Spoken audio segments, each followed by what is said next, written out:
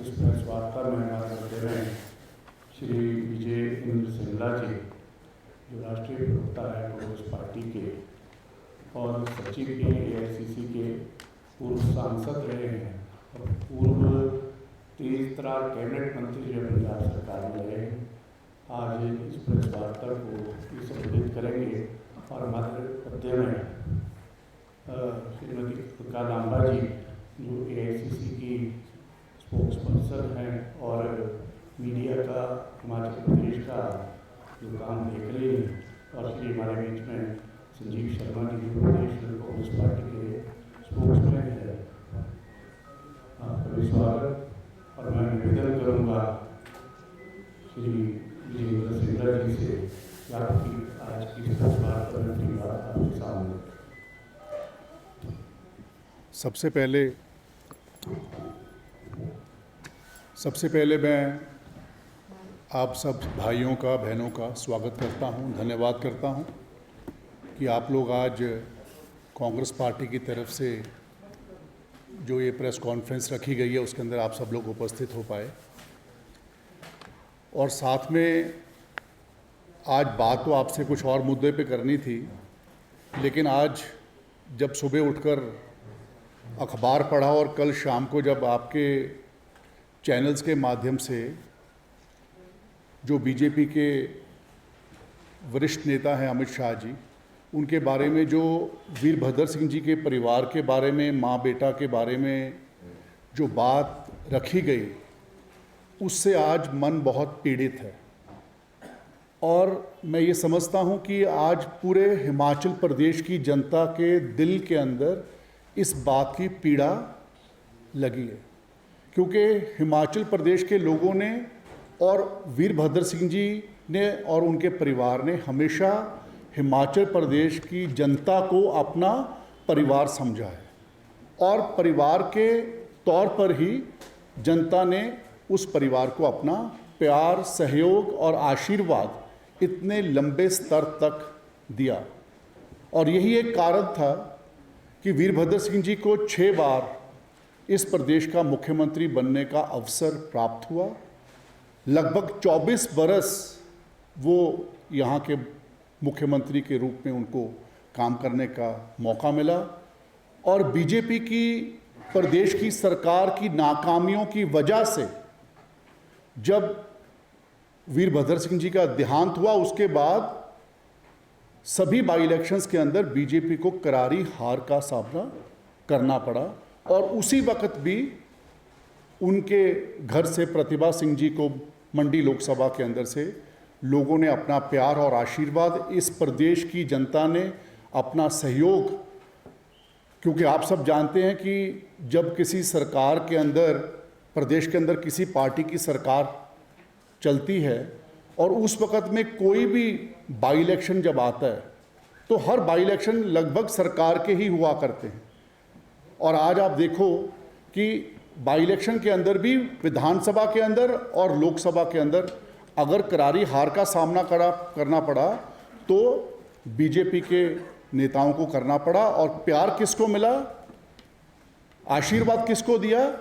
वीरभद्र सिंह जी के प्यार, जो पारिवारिक प्यार इस प्रदेश की जनता के साथ है, उसके साथ मिला। सो मैं ये बात को यहाँ से शुरू इसलिए कर रहा हूँ क्योंकि जब से ये बात इस प्रदेश में आई है तो आप देखेंगे कि आने वाली 12 तारीख को इस प्रदेश की जनता इस जो आवाज़ बीजेपी ने वीरभद्र सिंह जी के परिवार के बारे में या परिवारवाद के बारे में कही है, उसके अंदर जनता एक करारा जवाब अपनी वोट की ताकत के माध्यम से, जैसे बाई इलेक्शन में दिया था, उसी प्रकार से इसके अंदर देंगे। और केवल यही नहीं, आज ज़रूरत थी, आज मैं देख रहा था कि एक किसी अखबार में लिखा था कि बीजेपी युवाओं का बहुत ध्यान रखती है। कांग्रेस के अंदर युवाओं के लिए स्थान नहीं है, पर बीजेपी युवाओं के लिए हमेशा चिंतित रहती है, या बीजेपी के अंदर युवाओं को बहुत अच्छा पैमाना मिलता है, बहुत उनकी भरी वो होती है।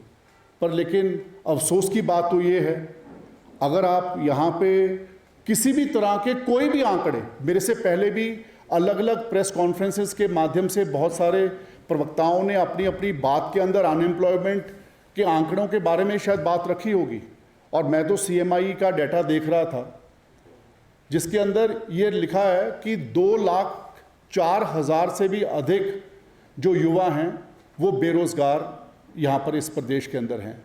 और अगर इसकी नेशनल एवरेज देखी जाए तो अगर नेशनल एवरेज 7.6% है तो हिमाचल प्रदेश के अनएम्प्लॉयमेंट जो रेट है वो 9.6 या 9.8% के लगभग के ऊपर आता है। तो नेशनल एवरेज से भी ज़्यादा अनएम्प्लॉयमेंट का जो डाटा है वो हिमाचल प्रदेश का दिखता है।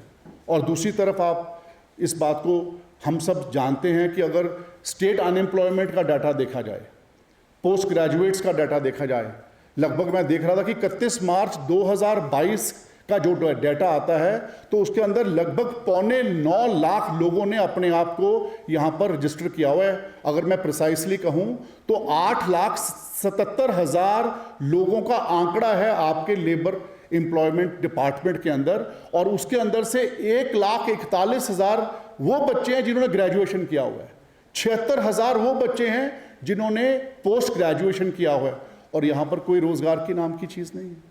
और मैं ये भी देख रहा था पहले भी, मुझे क्योंकि उस वक्त मैं पंजाब में 2-3 विभाग को देखता था और हमारी भी पंजाब के अंदर सरकार थी, और मुझे उस वक्त ये बात करने को सोचने का मौका मिला कि इन्वेस्टमेंट समिट्स क्या होती हैं, किस प्रकार से युवाओं के लिए रोज़गार का जनरेशन करना, किस प्रकार से युवाओं को रोज़गार देना के लिए कैसे प्रबंध करने के लिए एक रूपरेखा या एक रोड मैप तैयार किया जाता है। तो यहाँ पर एक ग्लोबल समिट हुई, और उस ग्लोबल समिट के अंदर जो आंकड़ा सामने रखा गया उस वक्त सरकार के माध्यम से, वो ये रखा गया कि 96,000 crores of MOUs were signed by the industry people with the state government. आज ज़रूरत यह है कि अगर उस ग्लोबल समिट के ऊपर 24 करोड़ रुपए का खर्च हुआ तो 2019 में वो ग्लोबल समिट हुई, आज एक्चुअली ग्राउंड के ऊपर कितना इंडस्ट्री का एक्चुअल ग्राउंड के ऊपर इन्वेस्टमेंट आया, उस बात के ऊपर कोई बात नहीं कर रहा। अगर युवाओं की बात करनी है तो मैं ये देख रहा हूं कि शायद 20 से लेके 29 बरस तक के काफ़ी सारे जो युवा हैं, वो इस जो प्रदेश की जनता के जो नौजवान है वो आज बेरोज़गार है और बेरोज़गारी के लिए, अपने रोज़गार के लिए काम कर रहे हैं। जब कांग्रेस पार्टी की सीनियर नेता प्रियंका गांधी जी ने कहा कि हम पहली कैबिनेट में 1 लाख रोज़गार जो सरकारी रोज़गार है उसको हम मंजूरी देंगे, तो उसके ऊपर भी भाजपा ने टिप्पणी करनी शुरू की। भाई ये तो RTI का डाटा कहता है कि 68,000 जॉब्स तो गवर्नमेंट की वेकेंट पड़ी हैं। अगर 68,000 जॉब्स गवर्नमेंट की वेकेंट पड़ी हैं तो मैं समझता हूँ फिर तो कोई ऐसी बात नहीं है कि 1 लाख जॉब सैंक्शन नहीं हो सकती पहली कैबिनेट के अंदर, क्योंकि ये this is a ongoing process. अगर आज 1 लाख जॉब्स को आप सैंक्शन करते हैं पहली कैबिनेट के अंदर और उसका रिक्रूटमेंट प्रोसेस शुरू होता है, ये यहाँ पर बीजेपी की सरकार के वक्त जो पुलिस कर्मियों की भर्ती हुई उसके अंदर जिन्होंने पेपर लीक किया वो तो बाहर घूम रहे हैं बेचारे, और जिन बच्चों के पास 3,000 युवाओं के पास जो पेपर पहुंच गया था वो लोग आज जेल के पीछे बैठे हैं। तो मैं ये कहना चाहता हूं कि अगर कांग्रेस पार्टी, आज प्रदेश की जनता बीजेपी के 5 साल के राज को देखने के बाद, आज बीजेपी के उस पूरे शासन को देखने के बाद आज लोगों ने अपना मन कांग्रेस की तरफ बनाया है, और कांग्रेस ने 10 गारंटियों की बात की है। कांग्रेस ने युवाओं के लिए रोजगार का प्रबंध करने के लिए अपनी बात रखी है, तो क्यों आज बीजेपी के लोगों को इस बात के ऊपर पीड़ा हो रही है? अगर करना था तो 5 साल करते, और मैं समझता हूं कि जो बाई इलेक्शन वीरभद्र सिंह जी के प्यार और आशीर्वाद के माध्यम से इस प्रदेश की जनता ने कांग्रेस के हक में दिया, उसके बावजूद भी इस सरकार को युवाओं को रोजगार देने की बात, कहने की बात नहीं आई, उस स्तर पर कोई काम नहीं हुआ। तो मैं ये ज़रूर आप लोगों से आज ये बात कहना चाहता था कि चाहे यहाँ पर, क्योंकि कल भी मैं शाम को कुछ लोगों से, युवाओं से बात कर रहा था, तो कहते यहाँ पर एग्ज़ाम पहले तो मंजूरी नहीं होती, जब पोस्ट की मंजूरी हो जाती है तो उसका इश्तिहार आ जाता है, तो इश्तिहार आने के बाद वो इश्तिहार के बाद उसकी फिर पोस्टपोनमेंट हो जाती है, और अगर पोस्टपोनमेंट होने के बाद एग्ज़ाम आ जाता है तो फिर वो पेपर लीक हो गया। और लीक होने के बाद जो लोगों को अंदर किया, और शायद ये भी कहा गया कि हमने एक SIT फॉर्म कर दी, ये भी कहा गया कि हम केस को किसी सेंट्रल एजेंसी को भेज दिया गया, ऐसी बातें भी बहुत सारे लोगों के, सरकार के लोगों ने अपनी अपनी अलग अलग वक्त के ऊपर ये बातों को कहा गया। पर लेकिन जो मेरे समझ में आया है कि शायद उन लोगों के ऊपर कोई भी कार्रवाई नहीं हुई जिन लोगों ने इस पेपर को, चाहे वो बिहार के लोग थे, चाहे वो किसी और प्रदेश के लोग थे, कि जिन लोगों ने इस पेपर को लीक करने का, जिनका भी नाम आया था, उनके ऊपर कोई कार्रवाई नहीं हुई। तो इससे पता लगता है कि ये सरकार कितनी सीरियस है, ये सरकार ने अपने 5 साल के अंदर कितना सीरियसनेस शो किया। आज ये देखो, ये जो माँ बेटे की बात हुई, इन्होंने हर अखबार के अंदर आज इसी बात को रखा है कि ये जो वीरभद्र सिंह जी का परिवार है, माँ बेटे का परिवार है। मैं आपसे, आप तो सब लोग इस बात को खुद स्वयं अच्छे से जानते हैं कि कितने ऐसे कैंडिडेट्स हैं बीजेपी के जिनके परिवार के लोग यहाँ पर चुनाव लड़ रहे हैं। 5 तो मेरे पास ही मैं सारे देख सकता हूँ कि 5 लोग तो ऐसे हैं जो लोग ऑलरेडी उनके बच्चे यहाँ पर चुनाव लड़ रहे हैं। तो कहने का मकसद है, किसी के ऊपर इस बात का इशारा करने से पहले अपने आंगन में, प्रांगण में देख लेना चाहिए, तो शायद उस बात की और ज़्यादा बेटर हो जाती है। तो मैं अपनी इस बात को, जिस बात के ऊपर आपसे बात रखनी थी, चाहे हमारी 10 गारंटीज़ की बात है, जिस बात को आप लोगों ने समय समय पर आप लोगों ने हाईलाइट किया है, उसके अंदर एक बहुत बड़ा अनएम्प्लॉयमेंट का जो इशू है, जिसको कांग्रेस ने एड्रेस करने की बात वायदे के रूप में, और कांग्रेस पार्टी ने कभी भी अपना मैनिफेस्टो बनाया है, तो हमारी कांग्रेस पार्टी की सेंट्रल लीडरशिप का हर वक्त उसके ऊपर इस बात पे ध्यान होता है कि उसका कितना % उसके अंदर उसका अप्रूवल हो चुका है, कितना % उसके ऊपर काम हो चुका है, या क्या क्या अधूरा है। ये हमारी पूर्व अध्यक्षा सोनिया गांधी जी का हर वक्त इसके ऊपर ध्यान रहता है। मुझे तो सरकार में रहने का मौका मिला, तो मैं समझता हूँ कि हर वक्त उसके ऊपर एक मॉनिटरिंग कमेटी का गठन उसके ऊपर होता है, ताकि जो भी वायदा किसी भी प्रदेश की जनता से कांग्रेस पार्टी ने किसी भी चुनाव से पहले अपने चोन मैनिफेस्टो के माध्यम से किया है, उसके ऊपर पूर्ति होनी चाहिए, उसके ऊपर उस वादे को पूरा करना चाहिए। तो मैं अपनी बात को यहाँ पर विश्राम देता हूँ, और मैं आप सब से अनुरोध करता हूँ कि किसी के मन में कोई इस मुद्दों के ऊपर सवाल हो तो मैं आपके सामने हाजिर हूँ। और मैं अलका जी को रिक्वेस्ट करता हूँ कि she wants to say something. मैं पंजाब से पूर्व सांसद, पूर्व विधायक, पूर्व मंत्री, ऑल इंडिया कांग्रेस के राष्ट्रीय सचिव रहे, अभी प्रभारी भी हैं यहाँ पर, विजेंद्र सिंगला जी का धन्यवाद करती हूँ। आपको अखबारों की कटिंग दिखाई, गृह मंत्री गुजरात नहीं गए, 140 लोग मोरबी पुल के गिर जाने से मौत के मुंह में चले गए।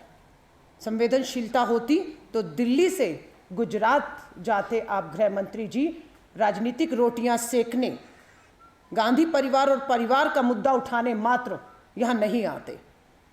आज दुर्भाग्य की बात है कि प्रधानमंत्री जी जब मोरबी के अस्पताल का भी दौरा करना जा रहे थे, तो उससे पहले वाटर कूलर, बेड, वहां की हर व्यवस्था को रंग रोगन होना शुरू हो गया, और सारा फोकस जो है वो प्रधानमंत्री जी के आवभगत में लग गया। उम्मीद नहीं की जा रही थी, लेकिन अमित शाह जी आप आए, आपने जिन बिंदुओं पर बात की, बिंदु क्या है, एक भी हिमाचल का मुद्दा नहीं लिया, एक भी ऐसी उपलब्धि जो जयराम ठाकुर जी की हो उसका जिक्र नहीं किया। मुद्दा क्या था?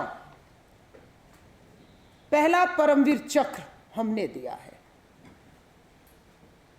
और आपने अग्निवीर भी दिया। प्रधानमंत्री जी उतरे थे जून के महीने में धर्मशाला आने के लिए, और जो अग्निवीर के विरोध में युवा थे, आंदोलन कर रहे थे, उन 300 युवाओं को उठाकर आपने उनकी बात सुनने की बजाय जेल में डाला। आर्मी मजबूत करने की बात कर रहे हैं। आर्मी मजबूत की बात यह है कि आर्मी को आपने कमजोर करने की सरहद पर कोशिश की। 2.5 लाख पक्के पदों को भरने की बजाय ठेके की अग्निपथ योजना आप लेकर आ रहे हैं। आप बात करते हैं देश की अर्थव्यवस्था, 70,000 करोड़ 72,000 करोड़ में आपका हिमाचल डूबा हुआ, एक शब्द नहीं कहा।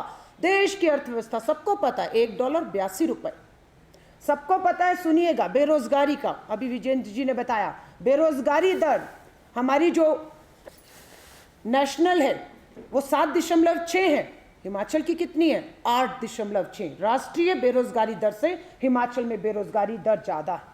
हंगर इंडेक्स की बात करते हैं, अगर विश्व की बात करके गए, देश की बात करके गए गृह मंत्री जी, तो आपको बताना चाहते हैं कि आपके राज्य में 121 देशों में भारत हंगर इंडेक्स भुखमरी में 107वें नंबर पे खड़ा है। हम बताना चाहते हैं आपको कि गरीबी में 109 देशों में भारत 66 नंबर पे है। 5 करोड़ लोग गरीबी रेखा से नीचे चले गए हैं। लेकर चलती हूं आपको आर्टिकल 370 की बात करके गए। ये मुद्दा बिल्कुल जम्मू कश्मीर के चुनाव में होगा, लेकिन हिमाचल में इसका जिक्र करके गए हैं। आपको अगर मैं बताऊं, 90 कश्मीरी पंडित पिछले 8 साल में मात्र आपके राज्य में, जम्मू और कश्मीर में शहीद कर दिए गए। 98% हमारे जो सिक्योरिटी है, चाहे वो पुलिस हो वहां की, चाहे वो सेना हो, 98% उनकी भी, उनके ऊपर हमले, उनकी मौतों में इजाफा हुआ है। इसी चुनाव में हमने 2 जवानों के शवों को आते हुए हिमाचल की धरती पर देखा है। 370 की आप बात करते हैं तो हम चुनौती देते हैं अमित शाह जी, हिमाचल चाहता है, करिए लोकतंत्र बहाल, हिम्मत हो जम्मू कश्मीर में, हटाइए राष्ट्रपति शासन अगर हिम्मत हो तो, पूर्ण राज्य का दर्जा छीना जम्मू कश्मीर का, अन्याय हो रहा है, आवाजें कुछ नहीं जा रही हैं, और आप हिमाचल में आकर 370 पर वोट मांगते हैं। सुरक्षा के नाम पर नोट करिएगा, सीज फायर, संघ मुख्यालय से पर्ची आती है, तय हो जाता है, नड्डा जी दोबारा बन गए। हमारे यहां क्या हुआ? मल्लिका अर्जुन खड़गे साहब ब्लॉक अध्यक्ष से राष्ट्रीय अध्यक्ष के पद पर बाकायदा चुनाव से आए हैं। चुनौती देते हैं लोकतंत्र की। अगर बात करते हैं, खड़गे साहब का कोई ब्लड रिलेशन नहीं है गांधी परिवार से, वो वहां तक पहुंचे हैं, चुनाव हुआ, हमने यहां वोट किया है। आज आप मात्र मुद्दों से भटकाने के लिए, मात्र मुद्दों से, भ्रष्टाचार की बात की आपसे, पीपी किट घोटाले, आपने कहा वैक्सीन, यहां पर आके वैक्सीन गिनवा रहे हैं जो देश में आपने किया, हर देश का काम यहां गिनवा कर गए, यहां का काम एक नहीं गिनवाया आपने। भ्रष्टाचार दलाली खाते हुए आपके लोग पकड़े जाते हैं। भ्रष्टाचार की बात करें तो पुलिस भर्ती घोटाले की बात की है। ड्रग पार्क बनाएंगे, जो नशा गुजरात से आ रहा है, अमित शाह जी आपका राज्य है, 27% हिमाचल का युवा, 27% युवा नशे की भयानक लत में चला गया है। कांग्रेस की सरकार आएगी, मुझे विश्वास है। चुनौती सबसे पहले होगी कि इन 27% युवाओं को नशे की लत से निकालना और उनके लिए नशा मुक्ति केंद्र बनाना। ये देकर जा रहे हैं आप यहां पर हिमाचल को। महंगाई की बात कर रहे थे, उज्ज्वला योजना सबको याद मालूम है, 1150 का सिलेंडर बिक रहा है, सब्सिडी नहीं मिल रही है। आपने जो बिंदु रखे किसान सम्मान निधि देकर, जो देश की बातें वो यहां करके जा रहे हैं। यहां पर भी तो देखिए क्या है, परसों ही 2 दिन पहले किसानों के संगठनों ने मांगे रखी हैं और ये भी कहा जो अपने घोषणा पत्र में रखेगा, जो न्याय देगा हम उसको वोट देंगे। सेब का व्यापारी किसान की बात की, बताना चाहते हैं अमित शाह जी, अडानी का स्टिकर लगा हुआ सेब जो यहां से 30 रुपए किलो में सेब के हमारे बागवानों को शोषित करके मजबूर करके खरीदा गया, वो 30 रुपए किलो का सेब हिमाचल बाहर जाके आपके अडानी पूंजीपति मित्र ने 500-600 रुपए किलो का बेचा है। बात किया आपने इसके ऊपर? आज आप आते हैं, हवाई दौरे किए, चंबा गए, मंडी गए, शिमला गए, और माँ बेटा और राहुल गांधी जी ने तो कदम ही नहीं रखा। अगर कदम रख देते तो क्या होता? आपकी बौखलाहट का, इतनी हार की बौखलाहट है कि राहुल गांधी जी भारत जोड़ रहे हैं और यहाँ ये बौखलाहट में इस तरह की नल योजना, नल तो लग गए, जल कहाँ है? कहते हैं हमने तो नल का वायदा किया था, जल का थोड़ी ना किया था। नल आपने दिए, जल भारतीय राष्ट्रीय कांग्रेस देगी, यह हमारा वायदा। शिमला को स्मार्ट सिटी, प्रधानमंत्री जी का सपना था, 100 smart city, Shimla smart city. अरे एनजीटी ने तमाचा मारा आपके मुंह के ऊपर, ये कहते हुए कि आपका जो शिमला अर्बन डेवलपमेंट प्लान था वो पूरी तरह से अवैध और गैर कानूनी था, वो यहाँ के लोगों को लाभ देने वाला नहीं था। आपके पूंजीपति मित्र जो हिमाचल के बाहर बैठे हुए हैं, करोड़ों की जमीनें कौड़ियों के दाम देकर उनके प्रोजेक्ट लगाकर बाहर से आउटसोर्स करके लोगों को नौकरियां देने का काम आप कर रहे हैं और वही करते। हमें खुशी है एनजीटी ने समय रहते इन्हें बेनकाब किया और उसे अवैध बताते हुए उस प्रोजेक्ट को पूरी तरह से इन्होंने रद्द कर दिया।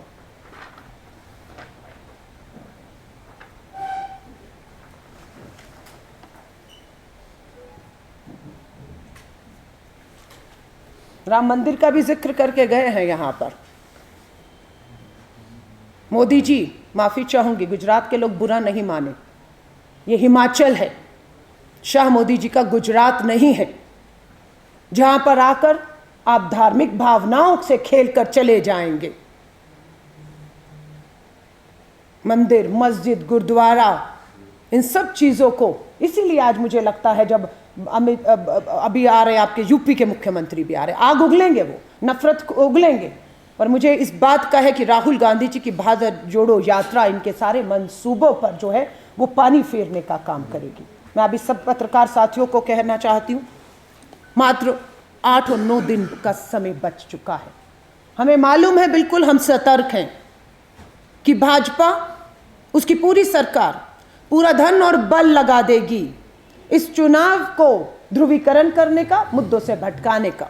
पर हम भी पूरी दम के साथ, ताकत के साथ चौकन्ने, एक एक कदम पर, एक एक अमित शाह जी का भाषण का एक एक, इसलिए नहीं वो भाजपा के नेता हैं, इसलिए भी कि वो देश के गृह मंत्री हैं। नजर है, क्योंकि मालूम है आपके पास बहुत ताकत, आप गृह मंत्री हैं, आपके पास पुलिस, कानून व्यवस्था, सरहदें, धन, बल, किसी की कमी नहीं है। हमें मालूम है हम किनसे लड़ रहे हैं। एक ऊंचा हाथी होता है, एक ऊंचे हाथी के ऊपर हथियारों से लैस होकर आप हमले कर रहे हैं, और हमें पता है हम नीचे चल रहे, वो निहत्थे हैं। लेकिन कहते हैं ना, हाथी की सूंड में जब एक चींटी भी घुस जाती है तो हाथी का काम तमाम हो जाता है। तो मैं आप सभी पत्रकार साथियों से हाथ जोड़कर निवेदन करना चाहती हूं, जिस तरीके से भाजपा ने अभी 30 तारीख को कहा कि हमारे 68 विधानसभाओं में 68 केंद्रीय नेतृत्व, मुख्यमंत्री, गृह मंत्री, रक्षा मंत्री, सारे काम देश के छोड़ के उतरेंगे, माहौल बन जाएगा। आज 2 नवंबर है, कहाँ है माहौल, कहाँ है माहौल? क्योंकि लोग मन बना चुके हैं कि ये मुद्दा पे चुनाव होगा। मुद्दे राष्ट्रीय अंतर्राष्ट्रीय नहीं, हिमाचल के होंगे। मुद्दा बेरोजगारी होगा, महंगाई होगा, सेब के किसान होंगे, हमारे कर्मचारियों की ओपीएस, ओल्ड पेंशन स्कीम पर कांग्रेस मोहर लगाने जा रही है। इन्हें सबसे बौखलाकर आज पूरा केंद्रीय नेतृत्व कूदा हुआ है।